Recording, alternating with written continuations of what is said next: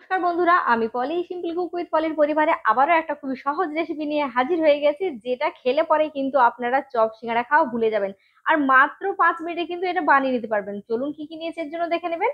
এর জন্য আমি যা যা নেবো, খুবই সহজ উপকরণ, এগুলো বাড়িতেই থাকে। আর খুব ঝটপট কিন্তু এই স্ন্যাক্সটা বানানো যায়। তো চলুন।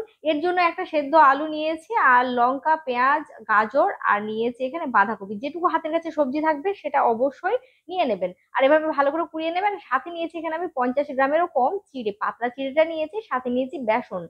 চিড়েটাকে পরিষ্কার করে ভালো করে ধুয়ে নিচ্ছি, আর ভালো করে জলটা ঝরিয়ে নেবো। এই যে দেখতে পাচ্ছেন জলটা ঝরানো হয়ে গেছে, ঠিক এরকম হলেই চলবে।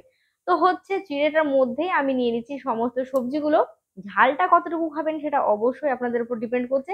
আর আমি আবারও বলছি, হাতের কাছে যে সমস্ত সবজিগুলো পাবেন সবটাই দিয়ে দিবেন। তো দুটো আমি আলু সেদ্ধ করে নিচ্ছি, আলুটাকে ভালো করে একটু হাত দিয়ে মেখে নিচ্ছি। গ্রেট করার দরকার নেই, যদি ভাবেন করবেন তো করতে পারেন, তাতেও কোনো সমস্যা নেই।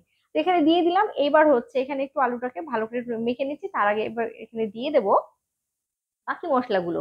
ঠিক আছে, তো এখানে প্রথমে দিয়ে দিলাম আমি হলুদ গুঁড়ো 1/2 চামচ, তারপরে স্বাদ মতো লবণ, এখানে সামান্য গোটা জিরে, আর দেবো এখানে গরম মশলা, যেটা স্বাদটাকে এতটা মানে ভালো করে তুলবে, আপনারা ভাজতে ভাজতে ভাববেন খেয়ে নি। তো যাই হোক, জিভটাকে একটু সামলে রাখবেন। তারপর দিয়ে দিয়েছি ভাজা জিরে গুঁড়ো। তো প্রথমে আমি বেসনটা সবটা দেবো না, 2 চামচ বেসন দেবো। এখানে 4 চামচ নিয়েছি, তো আমি 2 চামচ দিয়ে দিলাম বেসন। তারপর খুব ভালো করে, জল ব্যবহার করব না, এখানে জল না ব্যবহার করে চটকে ভালো করে মেখে নিতে হবে। সবজির মধ্যে যে জল আছে, তারপর আলুটা যেহেতু মানে সেদ্ধ রয়েছে, সেই কারণে কিন্তু এটা সুন্দরভাবে একটা বাইন্ডিং চলে আসবে। যদি মনে হয় বাইন্ডিং হচ্ছে না, তাহলে কিন্তু আর একটু বেসন অ্যাড করতেই পারেন। ঠিক আছে, তো খুব ভালো করে এই যে বাইন্ডিংটা হয়ে গেছে, আমি চটকে চটকে মেখে নিচ্ছি। তারপরে যেটা করতে হবে দেখুন, আমি আবারও বলছি, শুধু একবার খেয়ে দেখবেন। যখনই ভাজবেন, এর গন্ধে স্বাদে কিন্তু আপনার জিভটাকে সামলে রাখতে পারবে না। তেলটা আমি আগে থেকে গরম হতে দিয়ে দিয়েছি। তারপর একটু সাঁড়াশি দিয়ে, নতুন রাঁধুনির জন্য একটা টিপস, একটু গাটাতে ঘুরিয়ে নেবেন। হাতে অল্প পরিমাণে জল নিয়ে আপনাদের ইচ্ছে মতো শেপ দেবেন। যেমন খুশি, গোল, চ্যাপ্টা, চারকোনা, যেমন খুশি দেবেন, তবে খুব পাতলা করবেন না।